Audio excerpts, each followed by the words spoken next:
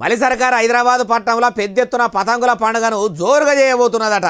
ప్రతి సంవత్సరం చేసినట్టే ఈ తేప కూడా సంక్రాంతి పండుగకు పట్టణంలో పెద్ద ఎత్తున పండుగ చేసేందుకు సర్కారు ఇషారా చేస్తుందట. అగో మరి తెలంగాణ రాష్ట్రంలో కైట్ ఫెస్టివల్ ఎప్పుడు సురువు కాబోతున్నదే బాలన్న అంటారా చెప్తాపాని.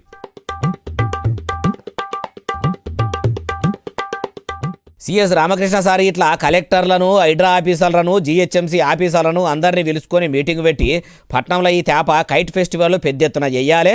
చేయి సర్కారు పేరు పట్నంలోనే కాదు ఊరూరికి చేరేటట్టు సౌలతులు చక్కదనంగా చేయాలి. మరి పనులు సురువు చేసి రా ఏడాకొచ్చినాయి పతంగులు పెద్ద పెద్దవి పట్టుకొచ్చి రా ఈ తేప జిహెచ్ఎంసీల పతంగులు, హైడ్రా పతంగులు అనుకుంటా ఆ పేర్లు కూడా పెట్టి పెద్ద ఎత్తున ఎగిరేయాలని ఆఫీసర్లతోనే అనుకొచ్చిండట. అటు ఆఫీసర్లు కూడా పనులు బిరబిర చేపిస్తున్నాం సారా అని చెప్పిర్రు కావచ్చు. జనవరి 13 తారీఖు నుంచి జనవరి 15 తారీఖు దాకా పెద్ద ఎత్తున అంతర్జాతీయ పతంగి పండుగను హైదరాబాద్ పట్టణంలో పరేడ్ గ్రౌండ్ మైదానంలో చాలా పెద్దగా చేద్దాము, ఎవ్వలకు కూడా తక్లీఫులనేవి లేకుండా చూడాలని చెప్పుకొచ్చిండట. అయ్యా సిఎస్ రామకృష్ణ సారు, మీరు ఇట్లా పతంగుల పండుగను పెద్దగానే చేస్తుండ్రు కానీ చేయవలసిందే కూడా.